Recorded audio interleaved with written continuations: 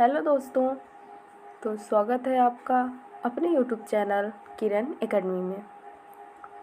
तो जो है आज हम लोग प्रैक्टिस सेट 2 लेकर आए हैं हिंदी के लिए, जो कि उत्तर प्रदेश पुलिस सिपाही भर्ती परीक्षा की दृष्टि से बहुत ही ज़्यादा महत्वपूर्ण क्वेश्चन है। और मैं आशा करूँगी कि इन्हीं प्रैक्टिस सेट से जो है आप हिंदी में अच्छी परफॉर्मेंस करके आएंगे। और मैं ये दावा करती हूँ कि अगर आप सारी प्रैक्टिस सेट सॉल्व कर लेते हैं तो आप लोग जो है 38 में 30 क्वेश्चन करके आएंगे। तो चलिए आगे बढ़ते हैं। तो आज हम लोग जो है प्रैक्टिस सेट 2 सॉल्व कर रहे हैं। तो क्या है, पहला क्वेश्चन क्या है, ध्यान से देखिएगा कि तुलसीदास का जन्म कब हुआ था। ऑप्शन क्या दिया गया है। ऑप्शन नंबर ए 1520 में, 1554 में, 1680 में और 1550 में। तो जो है बताइए इसका आंसर क्या होगा। तो इसका आंसर होगा 1554 में। तो तुलसीदास जी का जन्म कब हुआ था, 1554 में। तो option number B is the right answer. Next question क्या है, आदिकाल को वीर गाथा काल किसने कहा। जैसे कि मैं अभी जो है हिंदी साहित्य के क्वेश्चन को लेकर चल रही हूँ, जो कि इस प्रैक्टिस सेट में मैं टॉप 100 मिक्स क्वेश्चन लेकर आई हूँ। तो आप ये मत सोचिएगा कि सिर्फ इसमें हिंदी साहित्य से ही क्वेश्चन हैं। जो है इसमें हिंदी साहित्य, हिंदी व्याकरण, विविध पत्र पत्रिका सारे प्रश्नों को मैंने मिक्स किया है जो है। तो क्या है क्वेश्चन कि आदिकाल को वीर गाथा काल किसने कहा। तो ऑप्शन क्या दिया गया है, पंडित हजारी प्रसाद द्विवेदी ने, डॉक्टर रामविलास शर्मा ने, पंडित रामचंद्र शुक्ल ने, पंडित विश्वनाथ प्रसाद मिश्रा ने। तो बताइए आदिकाल को वीर गाथा काल किसने कहा। तो आदिकाल को वीर गाथा काल पंडित रामचंद्र शुक्ल ने कहा। तो ऑप्शन नंबर सी इसका सही आंसर है। नेक्स्ट क्वेश्चन कि हिंदी की उत्पत्ति किस अपभ्रंश से हुई है। ऑप्शन क्या दिया गया है, मागधी अपभ्रंश, शौरसेनी अपभ्रंश, अर्धमागधी अपभ्रंश और नागर अपभ्रंश। तो हिंदी की उत्पत्ति किस अपभ्रंश से हुई है। तो हिंदी की उत्पत्ति शौरसेनी अपभ्रंश से हुई है। तो option number B is the correct answer. तो ऑप्शन बी पे टिक लगाते हैं। नेक्स्ट क्वेश्चन, निम्नलिखित में से कौन राष्ट्र कवि कहलाते हैं। तो आपको बताना है कि राष्ट्र कवि की उपाधि किसे दी गई है। तो आप लोगों को पता होगा कि मैथिली शरण गुप्त जी को राष्ट्र कवि की उपाधि दी गई है। तो option number C is the right answer. Next question, Kabirdas की भाषा थी। तो बताइए कबीरदास किस भाषा में रचना करते थे, उनकी भाषा क्या थी। तो उनकी भाषा क्या थी, उनकी भाषा थी सद्धुकड़ी भाषा थी। तो option number B is the right answer. Next question, वर्तमान हिंदी का प्रचलित रूप है। तो वर्तमान हिंदी का प्रचलित रूप क्या है। तो ऑप्शन क्या है, अवधी, ब्रजभाषा, खड़ी बोली या फिर देवनागरी। तो वर्तमान हिंदी का प्रचलित रूप क्या है, खड़ी बोली है। तो ऑप्शन नंबर सी इसका सही आंसर होगा। अगले क्वेश्चन की तरफ बढ़ते हैं। हिंदी किस भाषा परिवार की भाषा है। तो ऑप्शन क्या है, भारोपीय, द्रविड़, ऑस्ट्रिक या चीनी तिब्बती। तो बताइए हिंदी किस भाषा परिवार की भाषा है। तो हिंदी भारोपीय भाषा परिवार की भाषा है। तो option number A is the right answer. Next question, ध्वनि किसकी लघुत्तम इकाई है। बताइए, हम लोग अब वर्णमाला के क्वेश्चन की तरफ आ गए हैं। तो बताइए ध्वनि किसकी लघुत्तम इकाई है। तो ध्वनि भाषा की लघुत्तम इकाई है। तो option number B is the right answer. Next question, लघुत्तम वाग ध्वनि को कहते हैं। तो लघुत्तम वाग ध्वनि को क्या कहते हैं? तो ऑप्शन क्या है? स्वर, व्यंजन, वर्ण या फिर शब्द। तो लघुत्तम वाग ध्वनि को वर्ण कहते हैं। तो option number C is the right answer. Next question, वर्णमाला में मात्रा का अर्थ है। तो ऑप्शन क्या है? वर्ण की मात्राएं, वर्ण के उच्चारण में लगने वाला समय, ध्वनि का परिमाण या फिर वर्णों का क्रम। तो बताइए, वर्णमाला में मात्रा का अर्थ है वर्ण के उच्चारण में लगने वाला जो समय होता है वह वर्णमाला में मात्रा का अर्थ है। तो option number B is the correct answer. एक नेक्स्ट क्वेश्चन, निम्नलिखित में कौन रूढ़ शब्द है? रूढ़ शब्द बताइए क्या है? सलाई, पेट, पंकज, उबटन। बताइए रूढ़ शब्द कौन सा है? तो रूढ़ शब्द है पेट। तो option number B is the right answer. Next question, निम्नलिखित में कौन योग रूढ़ शब्द है? ऑप्शन क्या है? पुष्प, पंकज, कुमुदनी, कमल। बताइए योग रूढ़ शब्द कौन सा है? योग रूढ़ शब्द पंकज है। तो option number B is the correct answer. Next question, निम्नलिखित में कौन योग रूढ़ शब्द है? क्या है? योद्धा, असुर, दशानन, राक्षस। तो बताइए इसका आंसर क्या होगा? तो योग रूढ़ शब्द है दशानन। तो option number C is the right answer. Next question, अब हम वर्णमाला के क्वेश्चंस को 4 से 5 क्वेश्चन हम लोगों ने सॉल्व किया। अब जो है हम व्यक्तिवाचक संज्ञा के प्रश्नों को सॉल्व करेंगे। तो क्या है कि निम्नलिखित में कौन व्यक्तिवाचक संज्ञा है? तो ऑप्शन क्या दिया गया है? शिक्षक, विद्यार्थी, मंत्री या महेंद्र। बताइए व्यक्तिवाचक संज्ञा कौन सी है? व्यक्तिवाचक संज्ञा है महेंद्र। तो option number D is the right answer.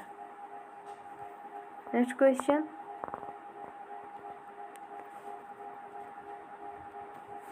अब देखिए कि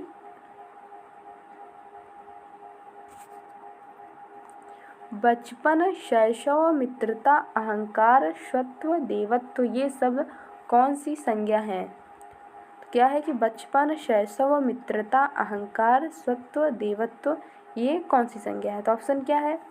भाववाचक संज्ञा, व्यक्तिवाचक संज्ञा, समूहवाचक संज्ञा और जातिवाचक संज्ञा। तो क्या है? तो ये सब भाववाचक संज्ञा के अंतर्गत आते हैं। तो option number A is the right answer.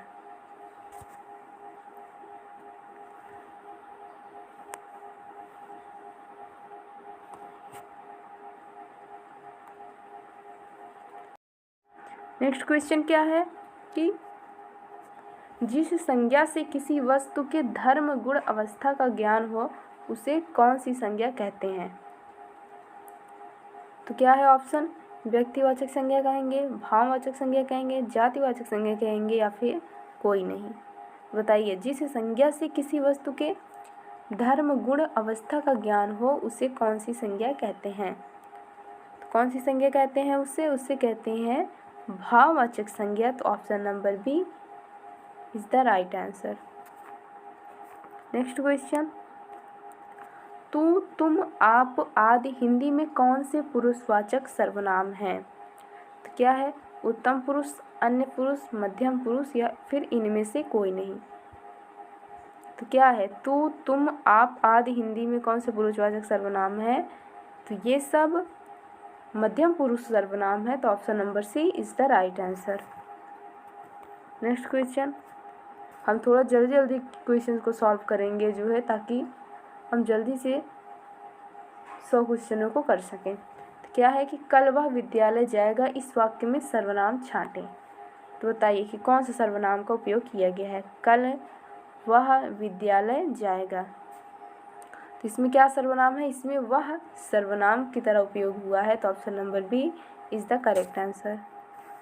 Next question, इनमें से कौन सा सर्वनाम पुरुषवाचक सर्वनाम नहीं है?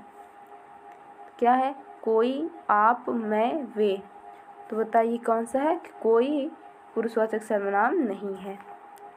नेक्स्ट क्वेश्चन, विशेषण किस शब्द की विशेषता बताते हैं? तो विशेषण संज्ञा और सर्वनाम दोनों की विशेषता बताते हैं। तो option number C is the right answer. Next question, जिस शब्द की विशेषता बताई जाए वह है, जिस शब्द की विशेषता बताई जाती है वह विशेष्य कहलाते हैं या फिर संज्ञा कहलाते हैं। तो option number B is the right answer. Next question, नीचे दिए गए जोड़ों में से जो सही नहीं है उसको छांटिए। क्या है? वर्ष, वार्षिक, वन्य, वन्य, व्यवसाय, व्यावसायिक, वंदना, वंदनी। तो कौन सा सही नहीं है? तो वंदना और वंदनी ये दोनों सही नहीं है। तो option number D is the right answer. Next question, लता बहुत अच्छा होती है वाक्य में कौन सा अव्यय है? तो सॉरी टाइपिंग मिस्टेक हो गई कि लता बहुत अच्छी होती है। क्या है? कौन सा अव्यय है? समुच्चय बोधक अव्यय, परिमाणवाचक, समानाधिकरण या परिणामवाची। तो कौन सा अव्यय है? इसमें परिमाणवाचक अव्यय है। तो option number B is the right answer. Next question, अरे जरा इधर तो आ वाक्य में कौन सा अव्यय है? तो कौन सा अव्यय है इसमें? जैसे कि आपने इस चिन्ह को देख के जान गए होंगे कि कौन सा अव्यय इसमें विस्मयादि बोधक अव्यय है। तो option number C is the correct answer. Next question क्या है कि 25 से 27 निम्नलिखित प्रश्नों में विकल्प में पुल्लिंग शब्द का चयन कीजिए। पुल्लिंग शब्द क्या है इनमें से? कि सूचीपत्र, दवात, किताब या कुर्सी। बताइए पुल्लिंग कौन सा है? पुल्लिंग है सूचीपत्र। तो option number A is the right answer. इसमें भी आपको बताना है कि पुल्लिंग शब्द सरसों, मकई, सारस, मूंग। तो क्या है? सारस जो है पुल्लिंग शब्द है और तीनों स्त्रीलिंग शब्द है। नेक्स्ट क्वेश्चन, बर्फी, हठयोग, मलाई, साधना। तो क्या है इसमें? तो ऑप्शन नंबर बी हठयोग इज द राइट आंसर।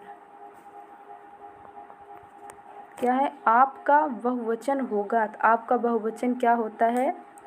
आपका बहुवचन होता है आप लोग। तो option number B is the right answer. Next question, बहु शब्द का बहुवचन है। तो ऑप्शन क्या है? बहुएं, बहु, बहु, बहुओं। बताइए बहु शब्द का बहुवचन क्या है? तो बहु शब्द का बहुवचन है बहुएं। तो option number A is the correct answer. Next question, भारतीय शब्द का बहुवचन है। तो बताइए भारतीय शब्द का बहुवचन क्या है? भारतीय शब्द का बहुवचन है भारतीयों। तो option number B is the correct answer. Next question, बदबू में कौन सा उपसर्ग प्रयुक्त है? तो बदबू कौन सा उपसर्ग है? तो इसमें बद उपसर्ग है। तो option number B is the right answer. Next question, 49 में कौन सा उपसर्ग है? तो 49 में कौन सा उपसर्ग है? 49 में उन उपसर्ग है। तो option number C is the right answer. Next question, किस शब्द में उपसर्ग नहीं लगा है? तो क्या है शब्द? अधिशासी, प्रशंसा, विनाश, प्रत्याशा। तो बताइए किस में उपसर्ग नहीं लगा है? अधिशासी में उपसर्ग लगा है, प्रशंसा में उपसर्ग लगा है, विनाश में भी उपसर्ग लगा है, लेकिन प्रत्याशा इसमें उपसर्ग नहीं लगा है। तो option number D is the correct answer. Next question, सर्प में कौन सा प्रत्यय है? तो बताइए आ, अर, अर्प या फिर इनमें से कोई नहीं। तो सर्प में कौन सा प्रत्यय है? सर्प में अ प्रत्यय है। तो option number A is the right answer. Next question, धूमिल में प्रत्यय बताइए। तो क्या है ऑप्शन? ला, लू, इल, मिल। धूमिल तो कौन सा प्रत्यय है धूमिल में? धूमिल में है इल प्रत्यय। तो option number C is the right answer. Next question, मधुरिमा शब्द में प्रत्यय बताइए।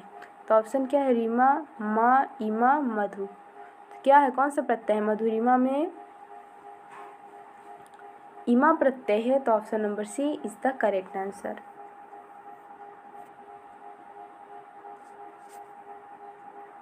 नेक्स्ट क्वेश्चन, एकैक में कौन सी संधि है?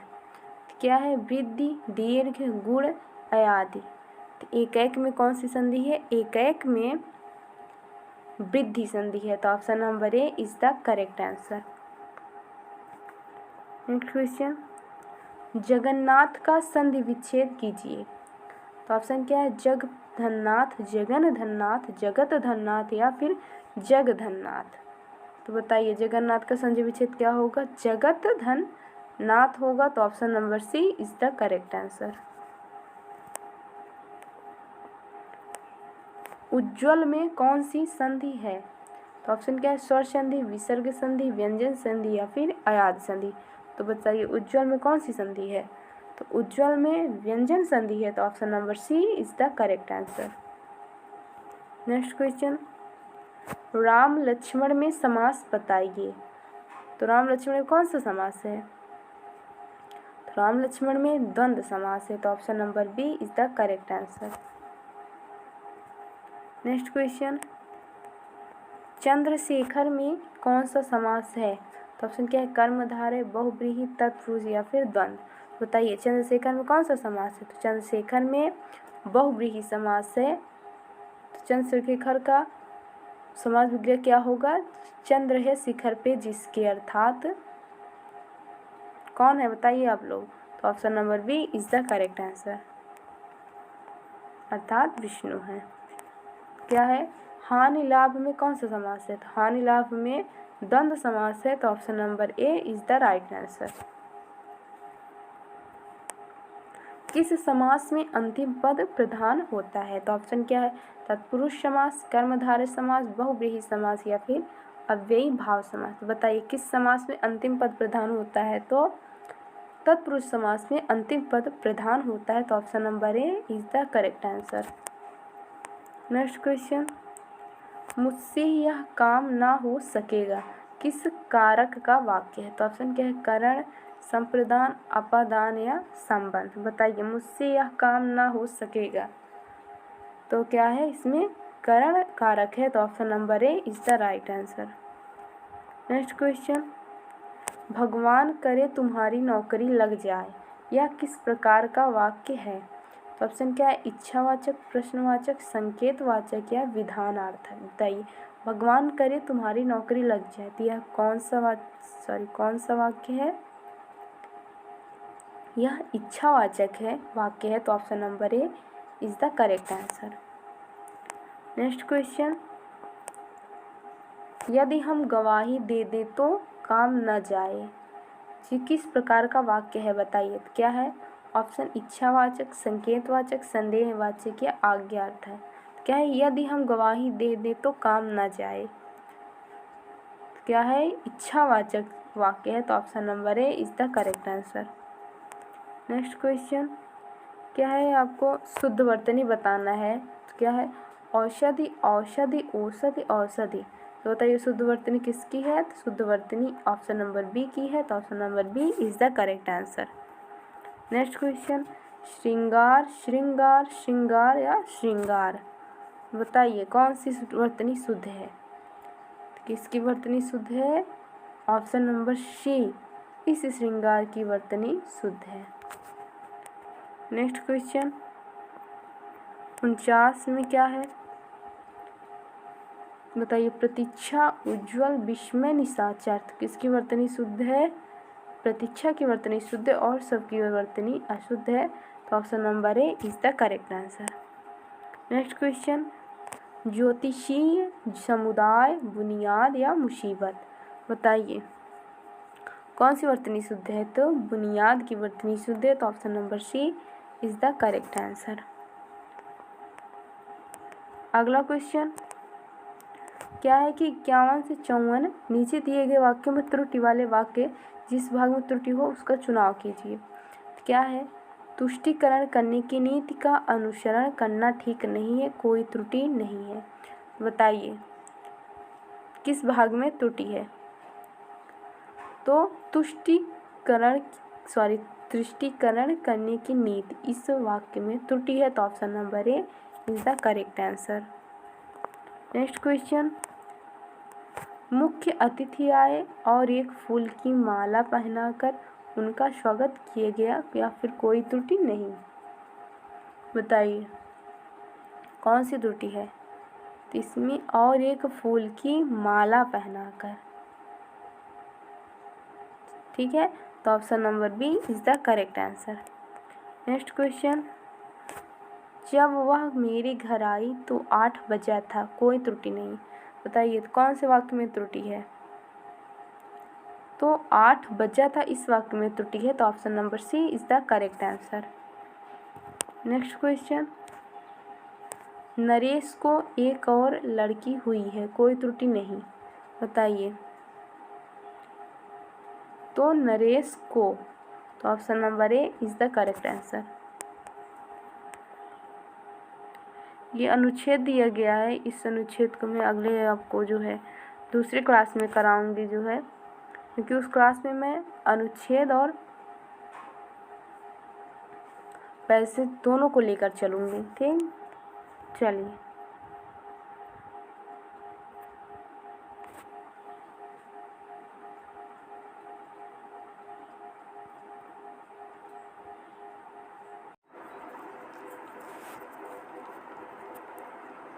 नेक्स्ट क्वेश्चन क्या है कि आपको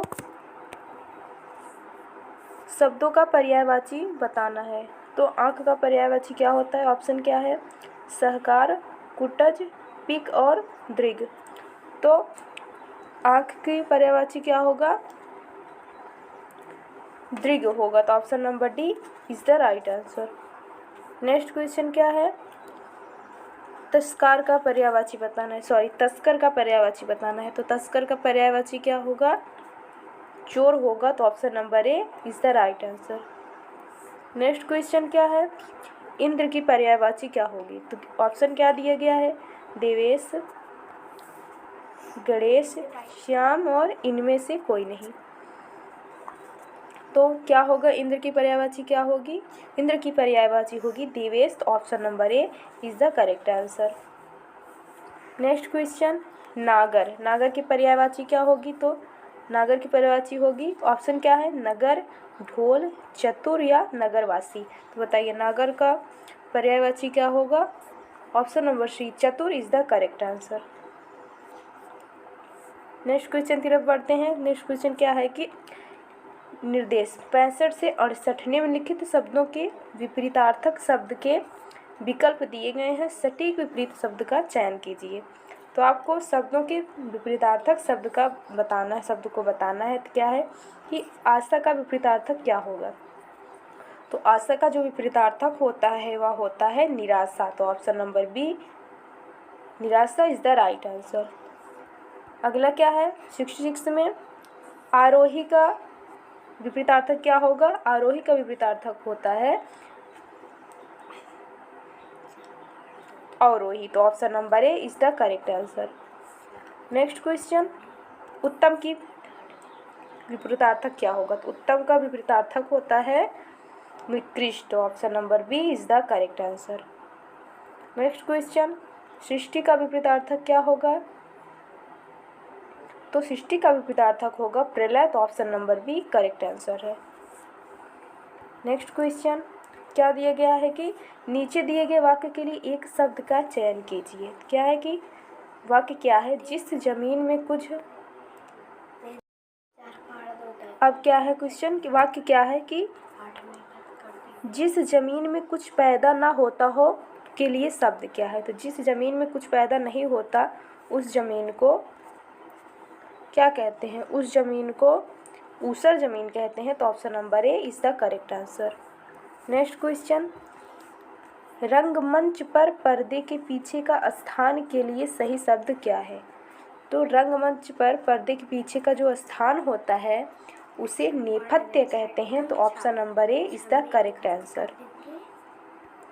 नेक्स्ट क्वेश्चन, फेंक कर जलाया जाने वाला हथियार के लिए सही शब्द है, मतलब फेंक कर जलाया जाता है वो हथियार कौन सा है, तो उसे क्या कहते हैं, उस हथियार को कहते हैं अस्त्र। तो option number B is the correct answer. Next question, इनमें से किस मुहावरे का अर्थ क्रोध से जुड़ा नहीं है, तो क्या है, ऑप्शन क्या है, खून खौलना, आंखें लाल पीली करना, आँख बबूला होना और नाक रगड़ना। तो क्या होगा इसका आंसर, किस मुहावरे का अर्थ क्रोध से जुड़ा नहीं है, तो आंखें लाल पीली करना इस मुहावरे का अर्थ क्रोध से जुड़ा नहीं है। तो ऑप्शन नंबर इसका जो आंसर होगा ऑप्शन नंबर बी नहीं होगा, इसका जो राइट आंसर होगा ऑप्शन नंबर डी होगा, नाक रगड़ना। नेक्स्ट क्वेश्चन, कीचड़ उछालना मुहावरे का अर्थ क्या है, तो कीचड़ उछालना यानी कि बदनाम करना। तो option number A is the correct answer. Next question क्या है कि निम्नलिखित मुहावरों का अर्थ आपको बताना है कि माथ ठनकना का अर्थ क्या होगा। माथ ठनकना का अर्थ होता है अनिष्ट की आशंका होना। तो option number D is the correct answer. Next question, लाल पीला होना तो क्या है, क्रोध करना, तेवर बदलना, मुद्राएं बदलना, रंग बदलना। तो इसका आंसर क्या होगा, इसका आंसर होगा क्रोध करना। तो option number A is the correct answer. Next question, कहाँ राजा भोज कहाँ गंगू तेली लोकोक्ति का सही अर्थ है, तो ऑप्शन क्या है, अमीर गरीब का एक साथ रहना, अमीर गरीब की तुलना करना, असमान व्यक्ति की तुलना नहीं करना चाहिए, ऊंच नीच न मानना।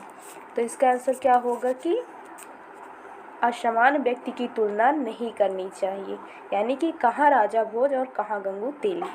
तो option number C is the correct answer. Next question की तरफ बढ़ते हैं, क्या है, एक तो करेला उस पर नीम चढ़ा का सही अर्थ क्या होगा। तो ऑप्शन क्या है, कुसंग में पड़ना, बुरी संगत से और बुरा बन जाना, अत्यंत कड़वा बोलना, केरला और नीम का साथ होना, करेला और नीम का साथ होना। तो आंसर क्या होगा इसका आंसर होगा बुरी संगत से और बुरा बन जाना। तो option number B is the correct answer. तो एक तो करेला उस पर नीम चढ़ा का अर्थ होगा बुरी संगत से और बुरा बन जाना।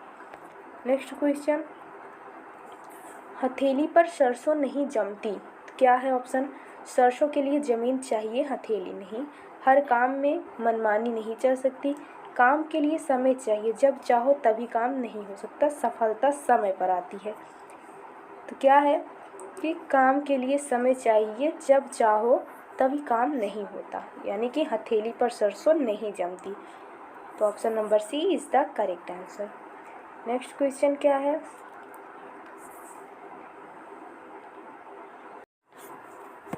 नेक्स्ट क्वेश्चन क्या है, आपको इसमें शब्द युग्म के सही अर्थभेद बताना है।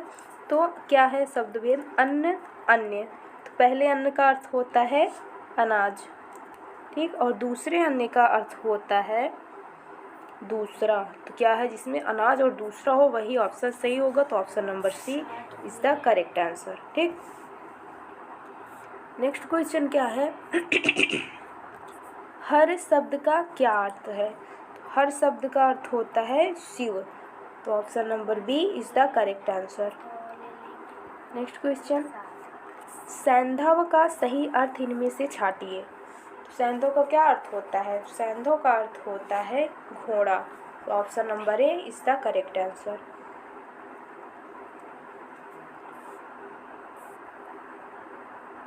अब क्या है क्वेश्चन कि शिक्षकों का जमकर शोषण कहाँ हो रहा है, तो बताइए कि शिक्षकों का जमकर शोषण कहाँ हो रहा है। तो ऑप्शन क्या है, निजी क्षेत्र में, सार्वजनिक क्षेत्र में, दोनों क्षेत्रों में, कहीं पर नहीं। तो इसका आंसर क्या होगा, जल्दी से बताइए कि शिक्षकों का जमकर शोषण कहाँ हो रहा है। तो शिक्षकों का जमकर शोषण निजी क्षेत्र में हो रहा है। तो option number A is the correct answer. चलिए बढ़ते हैं अगले क्वेश्चन की तरफ।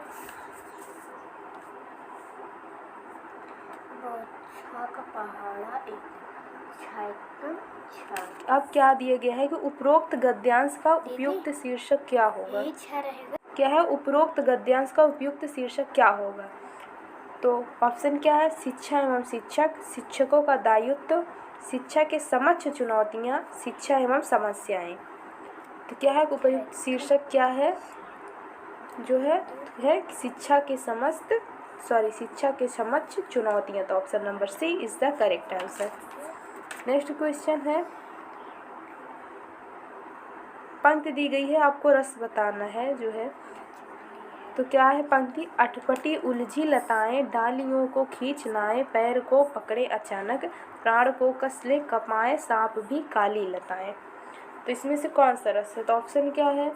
बीभत्स रस, करुण रस, रौद्र रस और अद्भुत रस। तो इसका पंक्तियों में कौन सा रस है? तो जब आप पंक्ति को पढ़ेंगे तो आपको खुद ही समझ आ जाएगा कि इन पंक्तियों में कौन सा जो है रस है। बहरहाल आपको जो है पंक्ति का अर्थ पता होना चाहिए कि पंक्ति में इसमें क्या कहा गया है। तो क्या है इसमें, इस पंक्तियों में कौन सा रस है? इस पंक्तियों में बीभत्स रस है। तो option number A is the correct answer. Next question, प्रिय व मेरा प्राण प्यारा कहाँ है, दुख जल निधि में डूबी का सहारा कहाँ है। तो ऑप्शन क्या दिया गया है? शांत रस, करुण रस, रौद्र रस और श्रृंगार रस। तो क्या है कि प्रिय व मेरा प्राण प्यारा कहाँ है, दुख जल निधि में डूबी का सहारा कहाँ है। तो इसका आंसर क्या होगा? इसका आंसर होगा ऑप्शन नंबर बी, करुण रस इज द राइट आंसर। तो इस प्रस्तुत पंक्तियों में कौन सा रस है? करुण रस है। नेक्स्ट क्वेश्चन क्या है कि देख समस्त विश्व श्वेत में, मुख यशोदा विस्मय सिंधु में डूबी। क्या है? देख समस्त विश्व सेतु में, मुख यशोदा विस्मय सिंधु में डूबी। तो इसमें से कौन सा रस है आपको बताना। तो ऑप्शन क्या दिया गया है? अद्भुत रस, शांत रस, बीभत्स रस और रौद्र रस। तो कौन सा रस होगा? तो इसमें अद्भुत रस है। तो option number A is the correct answer. Next question, हिमाद्रि तुंग श्रृंग से प्रबुद्ध शुद्ध भारती, स्वयं प्रभा समुज्ज्वला स्वतंत्रता पुकारती। तो ऑप्शन क्या दिया गया है? भयानक, हास्य, वीर और श्रृंगार। तो बताइए प्रस्तुत पंक्ति में कौन सा रस है? प्रस्तुत पंक्ति में वीर रस है। तो option number C is the correct answer. Next question, चांद का मुंह टेढ़ा है कि रचनाकार कौन है। तो बताइए चांद का मुंह टेढ़ा है कि रचनाकार कौन है। तो चांद का मुंह टेढ़ा को लिखा है गजानन माधव मुक्तिबोध जी ने। तो option number C is the correct answer.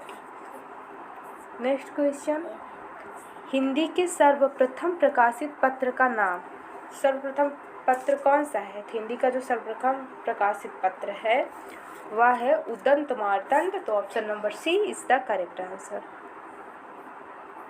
Next question, 10 रूपक के रचयिता कौन है। तो ऑप्शन क्या है? रुद्रट, दांडी, धनंजय या अभिनव गुप्त। बताइए 10 रूपक के रचयिता कौन है। तो 10 रूपक के रचयिता हैं धनंजय जी। तो option number C is the correct answer. Next question, Kurukshetra किसकी रचना है। तो जैसा कि आप लोगों को पता होगा कि कुरुक्षेत्र बहुत एक बड़ी कविता है, इसके रचनाकार हैं रामधारी सिंह दिनकर जी। तो option number A is the correct answer. तो कुरुक्षेत्र को किसने लिखा है? कुरुक्षेत्र को रामधारी सिंह दिनकर जी ने लिखा है। नेक्स्ट क्वेश्चन, ध्रुव शामिनी नाटक के लेखक कौन है। तो ऑप्शन क्या है? जयशंकर प्रसाद, जानकी वल्लभ शास्त्री, चतुरसेन शास्त्री या फिर भारतेंदु हरिश्चंद्र। तो आंसर बताइए इसका। ध्रुव शामिनी नाटक के लेखक हैं जयशंकर प्रसाद जी। तो option number A is the correct answer. तो मिलते हैं आपसे अपने तीसरे प्रैक्टिस सेट में, तब तक के लिए राधे राधे।